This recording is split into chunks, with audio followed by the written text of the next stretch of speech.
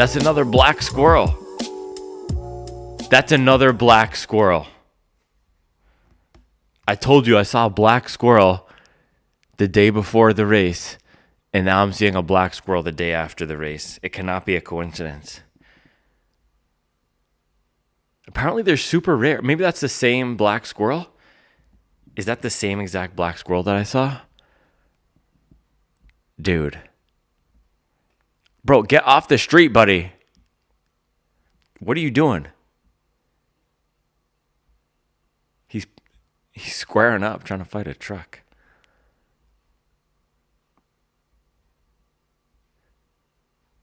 Dude, that's crazy. Black squirrel before the race, black squirrel after the race. That's fire. But anyway, day after the race, here in Traverse City, Michigan. Beautiful, man. Right next to Lake Michigan. I learned it's Lake Michigan, not Lake Superior. Scotty from Life in Stride seriously led me astray, man. I can't believe that I was listening to him. That's wild. I'm going to get some coffee fired up here. Shout out to Panther. Man, Panther Coffee and this Verbo hooked it up here. I love these local property management companies. It's called Elevated Homes and Hospitality. When we were in Kiowa, we had Acres Ellis. That's the one down there. It's always just a good vibe to get these local spots that hook you up. But I'm going to get some coffee going, get a little brunch, and then I want to do some reflection on this block. So, oh gosh, the pot didn't get clean yesterday. I miss my pour over, man. I could go for a pour over right now. I have 2 nice bags of black and white waiting for me at home, though.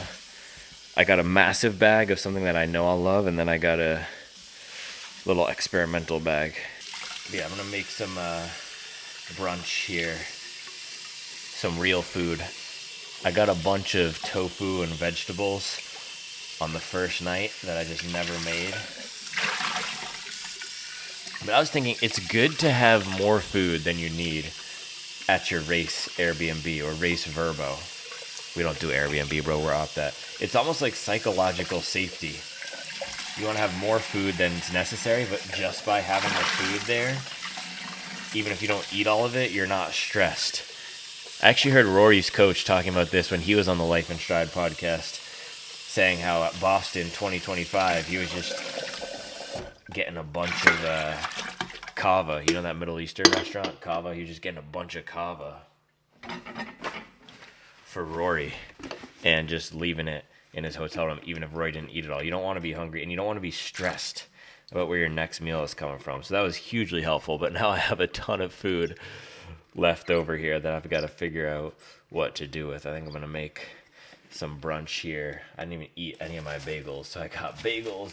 I got sourdough bread as well. I think I'm going to take this one with me. I did finish the entire loaf of Tuscan White, but that's the thing. You get 3. I got bagels, I got sourdough, and I got Tuscan White. And the Tuscan White is what was hitting, so I just ate that entire thing. So you don't need to do everything perfectly, but for me, it was just give myself options. And if one loaf of bread goes all the way down before the race, perfect.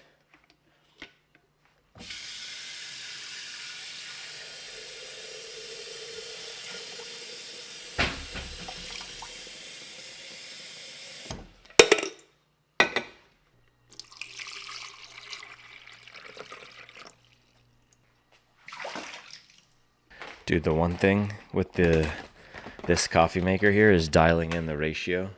You know what? I think I'm just going to finish that entire bag. There we go. Yeah.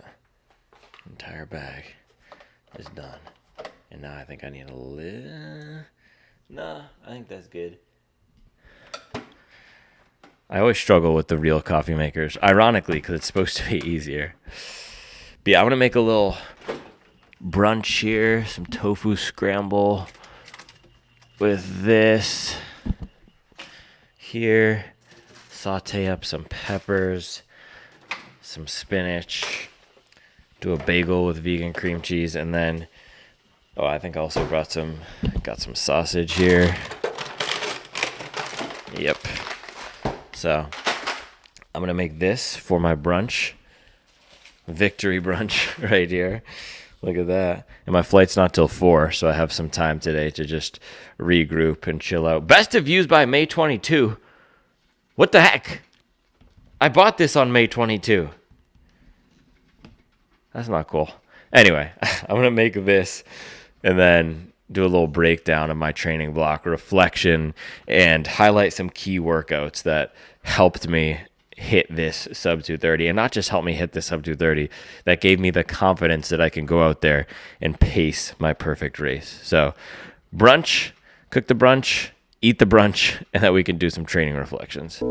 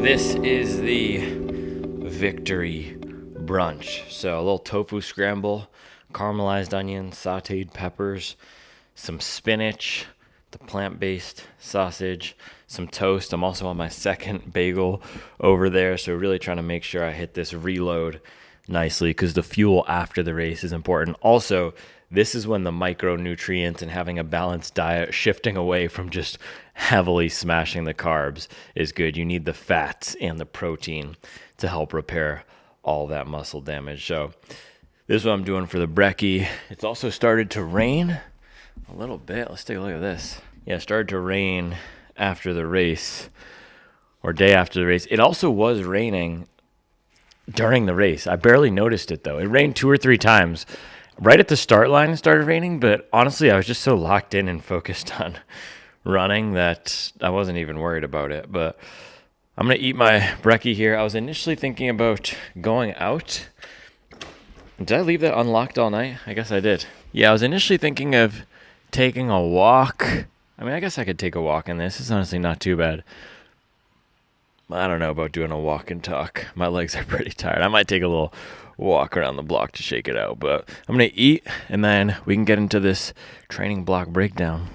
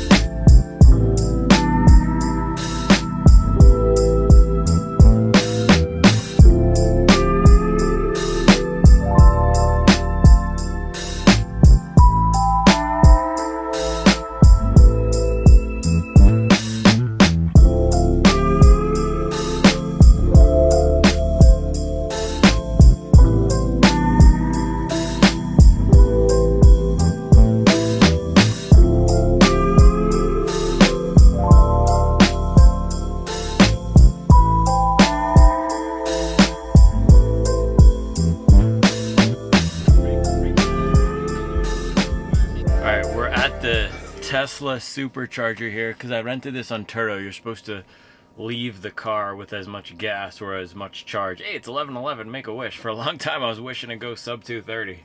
I guess now I'll just wish for happiness. Yeah, you're supposed to leave the car as full of gas or charge as when you got it. So I'm here at the Tesla supercharger. I've never done this before, and it's also packed.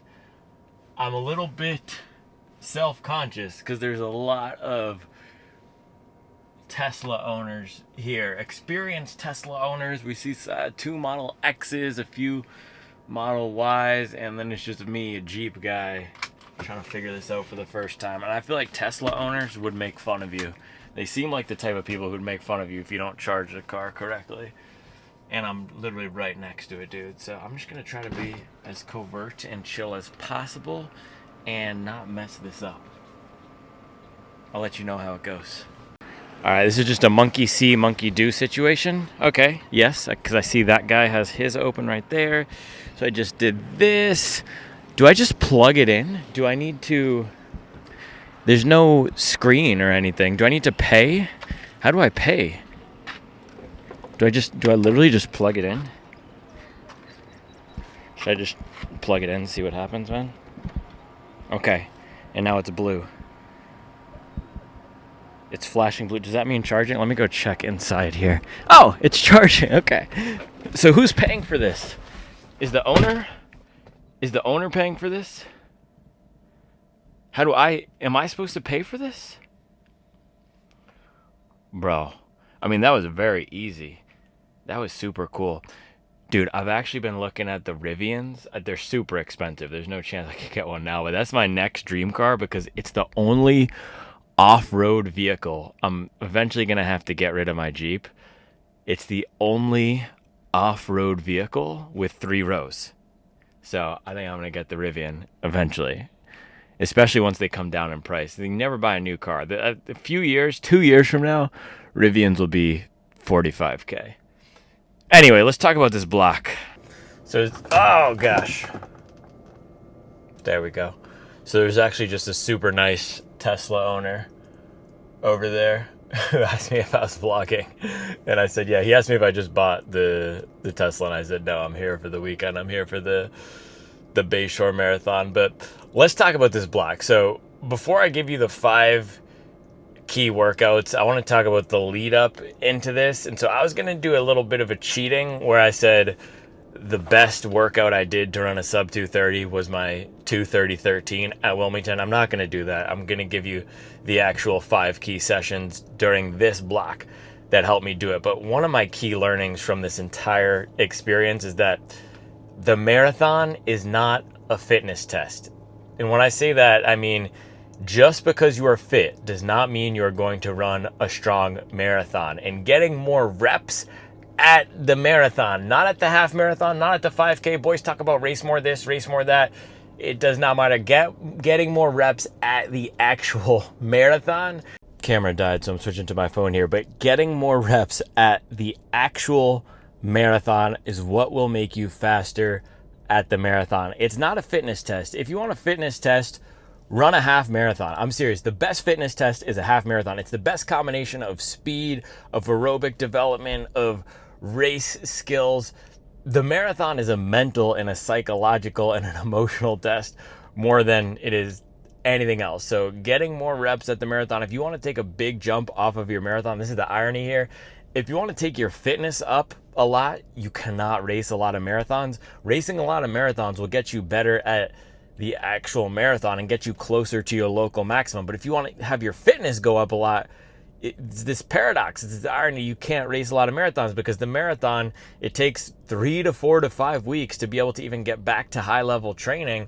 And so if you're racing 3-4 marathons a year, you're only really able to get in 4 to 8 week blocks instead of the long blocks, the 12 to 16 plus week blocks. I mean, people even do 20 to 24 week blocks are what take your fitness up a lot. So if you want to have your fitness take big jumps, don't race marathons. If you want to get better at the marathon, race a lot of marathons and don't do it at the highest possible fraction of your fitness. That's how I was able to load in all these marathons. I was running kind of mid marathons, but my first marathon in this run here was a 2:42. That was way lower than my max capability. I was in anywhere from 231 on a good day to 235 shape when I went into Bay State in October, and I bombed that race. And then I ran 232 in Kiowa. It got hard early and I wasn't able to fight. That was still 1 to 2 to 3 minutes off of my max. I ran 2:30:13 in Wilmington, completely undisciplined running. Again, 1 to 2 to 3 minutes off of what my max could have been. And then yesterday I finally strung together a clean race because of all the training and all the reps, 2:29:05. So all these races that I did, the 2:32 in Kiowa, the 2:30:13 in Wilmington, 100% were the most important things leading up into the 2:29. It just gave me a lot of confidence. 2:30:13 is 14 seconds away. That's just spending too much time putting gel wrappers in your pocket or taking an extra sip of water at 3 water stations. That could cost you 14 seconds. So I know fitness wise, I had it within me. Also, the tangents I ran the tangents wrong in Wilmington. So I knew I had a sub 2:30 fitness wise in me coming into this race, which was huge. But this block, it started right after the Boston Marathon. It was a very short block. So first thing I did was Boston Marathon 5K. I didn't run the actual marathon. I was there for the weekend to cover stuff, but I ran the Boston 5K and I ran it in 16:20. So that was I said this in the Boston vlog. I'm treating this as a wake up, a shock to the system. I need to shift from more of the mileage and the relaxed running because, again, after Wilmington, which was the end of February, I didn't have a lot of time to train. I signed up for this pretty immediately after. I think 2 to 3 weeks after Wilmington. I actually got on the Buffalo wait list, and then I reached out to the Life in Stride boys to see if they could get me a bib for this, and they said they knew somebody who was trying to transfer it, so that's how I was able to do it. But I didn't have a lot of time, so a few weeks after the race, after Wilmington, recovery, relaxed mileage, building back to the 20-mile long run. I took 1 or 2 weeks off of the 20-mile long run, got the spring merch drop up, and then it was back to the 100-mile weeks, started grinding it out again, getting the mileage under the belt, and then did the Boston 5K. I did not do any specific 5K training. I think I might have done one workout. I can't even remember, man. I think I did one workout before the 5K, but I didn't do anything to take my 5K fitness up. I didn't do a lot of VO2 max work to really get faster at the 5K. If I focus on the 5K, I can take a big chunk off. 16:20 compared to a 2:29 marathon time, and especially compared to aerobically where I am, that's not a good time for what my marathon fitness is. So kind of a soft PR, but still a PR, and I wanted to use that to kickstart this shorter, truncated block and to start getting that zip and zing and speed focus back in the leg. So that was the first thing that kickstarted this block. That was 5 weeks out, so very short block, but it was really all about sharpening this time. So that was the first thing. Now, getting into the 5 key workouts. That was the background. 2:32 in December, and I didn't do much between December and February. I didn't do much specific training at all. I just did one kind of good workout a week between Kiowa and Wilmington. And then Wilmington 2:30:13, and then Boston 5K, which was February or April 20th, around that, April 19th, something like that, 16:20. And then came back to Charlotte. And the next week, I did 4x1 mile at faster than my 5K pace from the previous week. I went 5:13, 5:12, 5:12, 5:11. And that's where I really started this block. So I would say that was the 5th best workout. It was also the farthest out from the race. It was the first workout post Boston 5K. And it was the fastest workout. And so the way I like to program and periodize is focus on faster, focus on the least specific, farthest out from the race, and typically you might have a VO2 max block 12 weeks out from the race, but because I did this shorter training block, it was literally 1 or 2 workouts with just that focus. But because I was so fit already relative to my goal, and I'm not saying 2:30 is this incredibly fast time, but relative to my goal, I was 14 seconds off. I was fit enough to do the goal. I knew it was just sharpening and keeping the fitness up. There was almost this bigger risk of blowing up and doing something wrong than there's risk versus reward. The risk of doing a workout and blowing up was higher than the reward of doing anything crazy. So my theory was, let's not do anything crazy during this training block. Let's just focus on sharpening, tightening the screws, as they say, and dialing everything in, because I just need a 0.01% optimization to get this. I need to keep my fitness where it is and just get slightly sharper. So 4x1 miles really fast. That gave me confidence. That was the biggest thing from that workout, because a lot of the time with marathoners, especially if you're a hobby jogger, we like the mileage. I mean, I don't have my mileage hat on today, but we have all the mileage hat, the mileage shirt, the mileage sweats that I was wearing today. Everything is mileage, mileage, mileage. That's what we like as hobby joggers. We're not so into the speed. So to be able to come out and rip mile repeats, especially after that week 5K, kind of week 5K PR, to rip mile repeats between 5:10 and 5:15, that was very solid. I mean, that was a really good session. Gave me a lot of confidence. Water vapor may be visible during fast charging. What percentage are we at? Charge limit 92%. Charging complete. Okay, hold on. And there we go.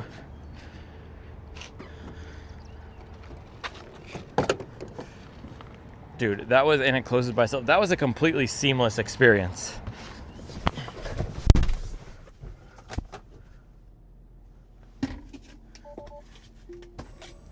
Alright, I'm just gonna drive.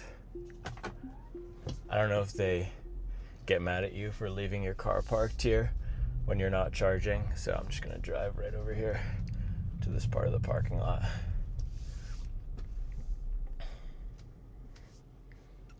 And I learned how to use the park button. Tesla's growing on me, by the way. It really is. Not trading my Jeep anytime soon, but I can appreciate what they're doing here. I really can. But yeah, that 4x1 mile gave me a ton of confidence, and I was just saying I'm going to rip these hard. I actually went into that workout thinking I'm going to do 5x1 mile, probably around 5:20 to 5:25, but because I was feeling so good and hit those so hard, I failed on the last mile. I failed at mile 5. And as marathoners, we don't push ourselves to failure very much. It's not common to push yourself to failure. And I didn't talk about this so much because I don't love talking about my training anymore while I'm doing it, just because being on the internet, sometimes you could be under a microscope, and there's a lot of armchair coaches out there. I'm a Tesla driver's seat coach, bro. But yeah, I didn't really talk about this until now, but pushing, it's not common to push to failure, but it's a fun and different type of stimulus. And the thing with training is introducing new stimuli, different methods back into it is a great way to take your fitness to the next level, because the body adapts to what we're used to. If we're doing 20-mile long runs at a 7:10 pace for 3 years, that's no longer going to be progressing our fitness after a certain point. So mile reps to failure was something I'd never done before. And then because I was planning on 5 but stopped at the 5th one, I mean, I just couldn't breathe. I was going all out. I was gassed on that 5th one. I decided, let me get some turnover in. So then I did fast 400s at around a 450 pace. And again, the speed is, I mean, that's not my strength. That's not what I've been working on at all. And I think maybe instead of saying that's not my strength, that has not been my focus. So 450 pace for a 2:29 marathoner is not super impressive, but that's really all I need. You do not need a lot of speed for the marathon. You need mileage, and you need reps, and you need these more grinder sessions, which brings me to number 4. The 4th best workout I did during this block, now progressing deeper in, was 4x2 miles threshold. So the last 3 workouts that I'll walk you through were long runs, and I did this really nice long run progression. But I also wanted to do a little bit of lactate threshold work, because I didn't do any lactate threshold work between Kiowa and Wilmington. Now, I don't train with a lactometer. I don't actually take my lactate threshold. The way to think about what lactate threshold is, it's the pace roughly that you could sustain for about an hour. Now, if you're a hobby jogger, I mean, even if you're not a hobby jogger, it doesn't matter what your actual lactate threshold is. My theory is it does not, and here's why. The body knows pace, especially when it comes to let me rephrase that.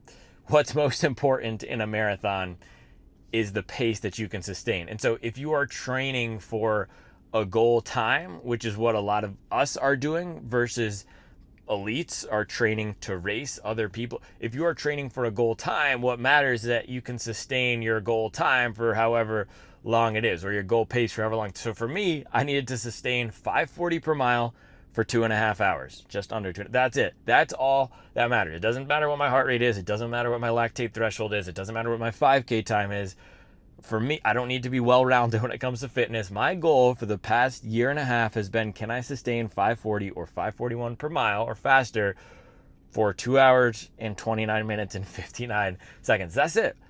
That's it. And so the way that I do lactate threshold work, and that might even be a misnomer, is let me go 10 to 15 seconds faster than marathon pace. Because if I can do a session like 4 by 2 miles at 10 to 15 seconds faster than goal pace, then I know I'm fit enough to run goal pace. That's why it doesn't matter what my actual lactate levels are when I'm doing these workouts, because it's more about the indicator that these workouts will get me in shape. If I'm failing at mile 6 or mile 8, then the goal is too ambitious and I have to slow it down. But if I'm capable of doing these reps at between a 525 and a 530, or even faster, in some cases down to a 520, then I know I am in sub 230 shape. And the whole point of training, for me at least, is to increase my fitness level and to get myself into the shape to run that race. So 4 by 2 miles threshold, nothing fancy about it. 2-minute jog. My goal is to hit them between 525 and 535. I did this, oh, that's a nice wagon here, man. All black with the new grill. Sick. But yeah, I did this workout about 3 weeks out from the race. Nothing fancy to it, and also I set the slowest that I could do this at about 5:35, because I knew I'm gonna be tight, stiff, and sore. I was in peak volume at the time, but it's more important that I get this workout done, even if it's 2 to 3 seconds slower, and that I finish it strong. And I buried the last reps here at sub 530 pace. So that's a great workout, man. Any of these lactate threshold sessions, and I used to do these super long tempos. I mean, 8-mile lactate threshold, or even, man, I used to do these Daniel style tempos, 14 miles at marathon pace with 2 miles in there at lactate threshold. That's not the style of training I've been doing. And again, the risk of doing something silly was a lot higher than the potential reward of trying to increase. I didn't really need to increase my fitness, right? It was just sharpening. So 4 by 2 miles, that was appropriately difficult. And then the week following that, I did a 3 by 2 mile session. That was about 10 days out from the race. That was people have these magic 10-day out workouts. In the past, I've done a 6-mile tempo with 2 of those miles, so mile 1 and 4 at threshold and the rest at marathon pace. I've done, another good one is the kilos and quarters, so just getting some faster stuff closer to VO2 max. This was good because, again, I wanted that focus on running slightly faster than marathon pace. And the other reason why the actual lactate levels do not matter, or because the point of this workout for me is to get more comfortable, if that's even a thing. Can you be comfortable running 540 per mile pace as a hobby jogger? I'm going to tell you right now, I cannot. But to theoretically get more comfortable at running faster than marathon pace, so that marathon pace feels more comfortable. So threshold work, just a little dose of it, 2 workouts. One was about 3 to 4 weeks out. The other one was a week to 2 weeks out, 4 by 2 miles and 3 by 2 miles. Now, the top 3 workouts of this block, we get the top 3 workouts of this block were all long runs. So coming off of Wilmington, I knew I needed to do marathon specific long runs. The long run is the workout to focus on if you are trying to run a faster time. Fast marathons are not won or earned on the track. They're earned in the long run. 20 plus mile long run. If you want to go sub 3, your long runs the quality ones need to be above 20 miles. I don't care what any other coach says. If they try to tell you you're going to get fast on 16-mile long runs, they're lying. Look at the elites. There are no elites running 16-mile long runs. Matter of fact, they're all running 23, 24, 25-mile long runs sometimes. So if you're trying to go 250, 240, 230, you better be getting those long runs up to 20 miles. Now, this block, I only went 20 miles for my long run. I think I did one that was 21, which I'll talk about in a second, but I didn't do anything crazy. Again, the risk of going longer, of doing a 24 or a 25, I knew was higher than the reward, and especially because I had Wilmington, which is a 26-mile long run workout. That's what a marathon is, right?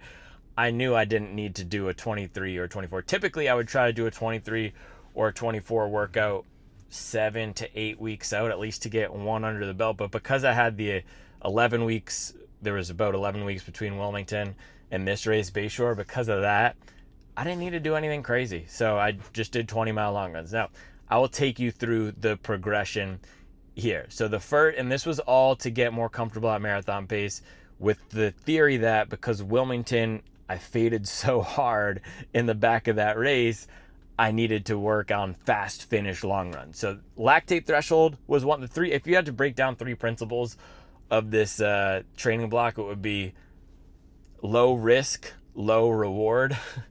Just keep the risk low, because the reward is, I only need 14 seconds. I'm not trying to get a 7-minute reward. So low risk, low reward, lactate threshold work, or plus 10 to 15 seconds. Again, that's kind of a misnomer because I don't actually care about my lactate threshold, but plus 10 to 15 seconds faster than marathon pace, or minus 15 seconds faster than marathon pace.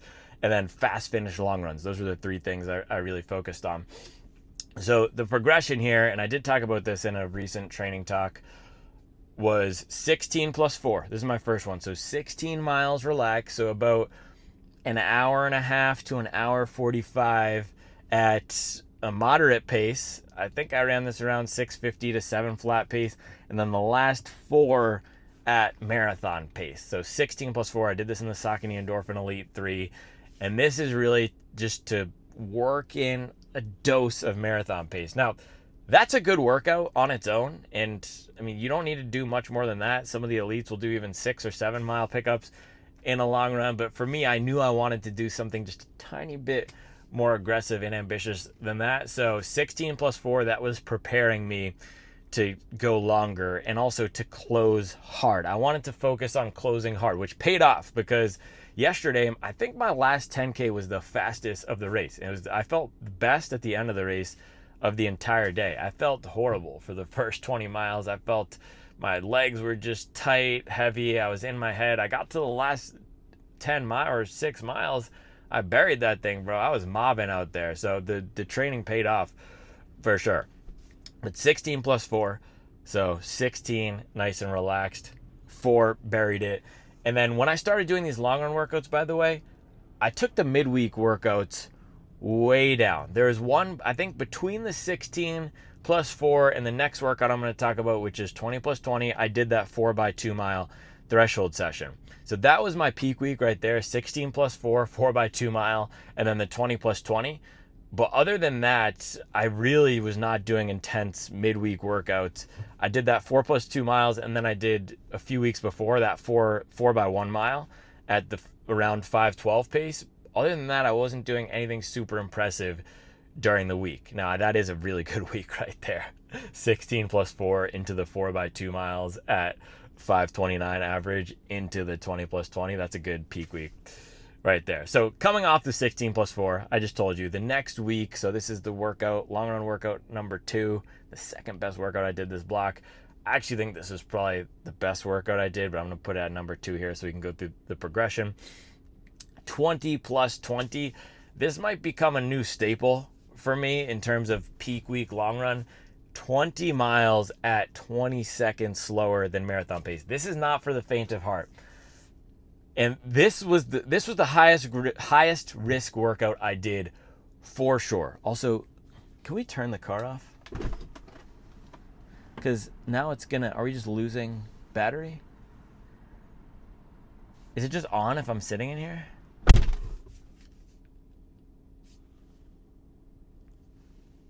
Also, my arm was pulsating. I'm flexing. Probably need to get some electrolytes and some more vegetables. I need some vitamins. I need to replenish all the good stuff after that race. But 20 plus 20, 20 miles at 20 seconds slower than marathon pace. Brutal. Just over the hills too. I think I got 600 to 800 feet of elevation or something. Just grinder session, and it simulates the mental demands of the marathon so well without posing too much of a physical risk. But that is still a really hard session. The reason I'm comfortable doing it is because I've run 20-mile long runs every weekend for 4 years now or something, like maybe 3 years now. I don't know the actual years. years. So for me, I can play with the 20-mile long run more, especially if the pace isn't faster than marathon pace, and still recover. I would not recommend this to you, even if you're way fitter or way faster than I am. I would not recommend this to you unless you are super experienced with a 20-mile long run. And this is where speed and fitness are two different things. I think about fitness relative to our own capability. So my long run fitness is a 10 out of 10, 105 out of 100, because the long run has been my biggest focus for the past 3 years. If you're somebody who's very fast, maybe you run a 15:30 5K, or maybe you run a 20-minute 5K but are running a 4-hour marathon. Don't try to do a crazy long run workout if you are not experienced with it, especially 2 to 3 weeks out from the race. For me, I know I can recover well from these long runs because I've taught my body how to do that. I am adapted to the long run, so I can play with these sessions more, get these adaptations, and still recover. So that's a word of caution here. Whatever your strength is, you can do riskier workouts on that front. For example, somebody who's really experienced on the track, you can do hard VO2 max sessions and recover, versus me, I'm not going to do a crazy 10 by 800 VO2 max session 2 to 3 weeks out from a race, because I know that will just completely smash me. So 20 plus 20, just absolutely brutal session, the hardest workout of my entire life. I was in the pain cave, just fighting for every single second, fighting for every single mile. I really wanted it to be below 5 or 6. I really wanted to see that 5:59 on the watch, and I hit it at exactly 5:59. It was also the week after London Marathon, so I knew 20 miles at a sub 6 pace would be sub 2. So I was inspired by Yomif and Seb Sawyer to go sub 2 on the long run. So I was able to do, I think it was 1:59:30 or 1:59:47 or something like that. So the sub 2 long run, just crazy session for me within this, I think it was the second 100-mile week, or no, that was the first 100-mile week, kick-starting or right in the middle of that peak block. And so after that, I completely just, let me do no intensity for this week. Let me just recover. I was pretty banged up that week, or not banged, but sore. It was a hard session. And that is the one area of this block where I risked it. But I really wanted to focus on the mental side. And I programmed this workout because I thought the mental benefit from it was higher, or the mental benefit I would get from it outweighed the risk of a physical blow up. And I was right, but it's still kind of a risky workout. But again, because I had the experience with the long runs, I wasn't too concerned with it. So it took that whole week for just relaxed running. I didn't do any workouts. I don't think I did any hill sprints or strides or anything. My goal is just, let me get to this next long run, which is going to be my final 20-mile long run, in one piece. So this was the final number one best workout of the block, of the 5 here, 10 plus 10. So the long run progression was 16 plus 4, 20 plus 20, and then 10 plus 10.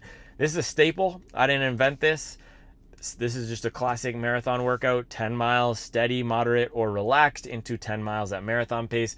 I did this one on the treadmill. I actually don't know if I would have been able to do this one outside a week after the 20 plus 20. I did on the treadmill because it was Mother's Day and I woke up early to get it done, but also I was secretly glad to do it on the treadmill because I knew it would just be a little bit easier, and running it in the controlled environment on the flat would mean that I could just execute it, put the music on, not think about anything, tune out a lot of variables. And the Bayshore course is dang near like a treadmill because it's pretty flat and you're just running in a straight line. There's not a lot of twists and turns. So 10 miles relaxed. I think I ran around 640, 650 into 10 miles at marathon pace. I just put the thing on 542 per mile and I ran. And there were some times where I felt my calf was giving out and I felt kind of weak during that run. But again, just mind over matter. I knew that workout wasn't too physically taxing for me personally based on my history. So if you're a self-coach, you really have to understand what your history is, where you can get the biggest benefits, and then also what that risk level is. Sometimes it's okay to do risky things. I wouldn't recommend a lot of people do that workout 2 weeks out from a race. But for me personally, given how I recovered, given my experience with the marathon long run, it was okay and it paid off. Now, if I did a more conservative workout, would I have been able to run even faster yesterday? I don't know, but that wasn't my goal. My goal for the past 2 years has not been to run a 2:27. Of course, it would be nice to be a 2:27 marathoner, but my goal was to run a sub 2:30, which I did. And so the way that I set everything up was, let me get myself into 99% confidence that I can run a sub 2:30. Let me make sure I can close this race hard. Let me make sure I'm not doing anything too risky. Let me tighten the screws. Oof. Let me get that lactate threshold or the plus 10 seconds faster pace locked in. Let me do a few speed workouts here to make sure I have that higher turnover, and let me put the whole thing together. So those are the 5 workouts. I mean, that 10 plus 10 is just a classic. And then after that, I cut the mileage hard. This was my biggest taper ever. I went from 100 to 65. I ran a 65-mile week 2 weeks out, and then I ran, I think, 30 miles last week before the race. So very conservative, brought it way down, but it paid off. And I was actually watching Charles Hicks, I saw a post that he did. So he ran the second fastest American marathon time after Zuhair Talbi at Boston a few weeks ago. And go look at his Strava. His mileage cut leading into Boston was deep. He did a 5-week taper, and he really cut that mileage. And it's hard to do that. You have to have confidence and faith in your training, but these little things add up. And so from here on out, I'm going to do deep tapers and just trust that the aerobic system is built. I've never really done it before. I actually think the downside of a deep taper is you feel worse earlier in the race. I felt terrible early in the race. My running economy wasn't that good, but you feel better later in the race and can close hard. So 65 miles and then 30 miles, very low. I think my mileage last week or this week, including the race, was about 55. So there you go. That was the truncated Bayshore training block. Literally 5 weeks. But this is the thing. If you have the fitness from a previous race and can recover, you can do something like this. So I was saying this yesterday. I ran only 1 minute faster on this course. And according to Strava, I ran literally 4 seconds faster than Wilmington, which is funny. So I didn't take my fitness level up a ton. But it is hard to recover from a marathon PR and then get back out there a few weeks again, train at a high level, and execute again. It was very hard to do that. So no, I didn't do a crazy 4-minute PR in 2 months, in 10 weeks, but just getting back out there was pretty difficult, man. It was challenging to do this last push, this last 6 weeks. The block took a lot out of me, and I was teetering on that line of getting burnt out and blowing up, but I executed every single workout. I put myself into the mileage mercenary mode. You've heard me say it once. You've probably heard me say it 100 times. I'm going to say it again. It doesn't matter how you feel. It matters how you run. That was my motto. Matter of fact, I told Charlie a week or two ago, I'm not feeling good. And she said, 6th letter of the alphabet, your feelings. Just go out there and do it. And so that was the mentality, man. My wife even said, 6th letter of the alphabet, your feeling. That was really this whole block. Let's just black out, stack out, clock in, lock in, and get it done. It was not fun. And I've even seen some comments saying, I hope you can find the joy and the fun back in running. Man, I love running, but chasing this time was not fun for me. It's fun. It's fun to take 10 minutes off your PR. It's fun to hit half marathon PRs during training. It's fun to hit mile PRs on mile reps. It's not fun taking 1 minute off your PR in a race after working your butt off for 10 weeks. It's not fun taking 2 minutes off your PR and coming 13 seconds short. It's not fun getting out there every day for your 4th try of a marathon PR, knowing you need to shave 40 seconds off. So this last block was not fun, but I'm really relieved it's over. That's still the word, relieved. I cannot imagine what I would feel like right now if I had to drive to the supermarket parking lot right here, to the supercharger, and be sitting here with, oh man, I ran a 2:31 yesterday. That would have been brutal. Which is, I think, the main reason why I ran 2:29, because I've been thinking, man, 2:29.04, I could have gone faster. I could have ran harder at the end. I could have sprinted.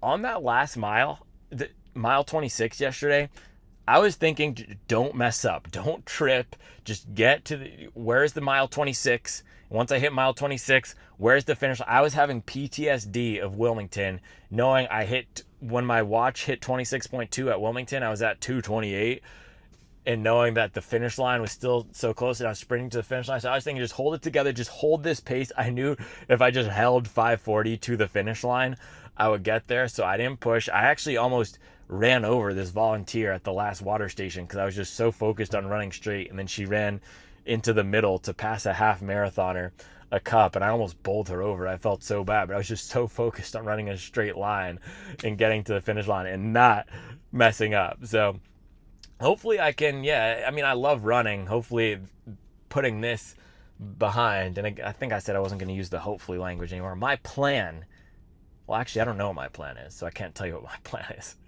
So I will go back to the hopefully language. Hopefully I can find some sort of enjoyment in training again. And because I always love running, and I love what running does to me, but running has also there's been some opportunity cost associated with my running recently that's been hard to deal with. But my plan is to get back to enjoying the training, to do some shoe reviews, of course, and to launch coaching for other people out there to help you if you're trying to grind on that sub 4 or that sub 3:30. So stay tuned for that. I might have to give Supwell app members first access or something, but that will be coming soon. I'm super excited about that, and I do need to not be obsessed with a marathon time goal. And that's the tough thing about committing. And a lot of people have also said you made a promise and you kept the promise, but I had to obsess to just get that last little bit off. So I'm excited to not be so obsessed with the marathon time for a little bit. And then I actually saw a post that said Chicago is 20 weeks away, and I am signed up for that. So I have to figure out my plan for Chicago. Maybe I'll just fun run it. Maybe I'll just fun run Chicago. What do you think about that? Should I just fun run Chicago sub 3? Maybe that's my goal, man. Sub 3 at Chicago. All right, I got to go drop this car off at the airport. I'm going to be a little bit early to the airport, and I was actually supposed to drop this car off a few hours ago, but I tried to extend. I don't know if it worked, so we're going to have to figure that out. But I appreciate you, man. Thank you so much for everyone so much for the comments on... I apologize if I can't talk, dude. My brain is fried. I don't know how I did this video today. It's like the worst hangover of your life the day after the marathon, because you get horrible sleep the night before the marathon. And me personally, I always get horrible sleep the night after the marathon. It's just the shock to your central nervous system, the excitement, and then you just put your body through this really traumatic event. I never get good sleep the night after the marathon. Also, it's like the caffeine gels, and then I usually do coffee for the first time after them. So just all out of whack, and then the adrenaline, all that. So I think I got 5 hours of sleep before the marathon and after, so my brain's all fried. But flying back today, just wanted to say thank you so much to everybody for all the support, not just for this race, but over the past few months. It's not been easy. I mean, leading into Bay State, I was going through a really tough period personally, and then it's not been easy the last, I'm personally fine, but just life conditions and things going on have been difficult. I'm hopefully going to be moving through that very soon here, but it's not easy. And that's the hobby jogger lifestyle, man. We got to work with what we have, and I'm really proud of my work this block. I'm proud of how I showed up and was able to just put the work in every day, and hopefully I can ease off the gas a little bit and enjoy the summer. And I'm excited. Ira's out of school, so this week he'll be home, and then Mace will be out of school next week. So I'm excited to have some more family time, take May and June off, or just at least down a little bit on the mileage. We'll see. That's the plan. And then Chicago sub 3 training will start at some point, maybe July. So that's all I have for you today, man. I appreciate you. And I'll be back tomorrow with another video.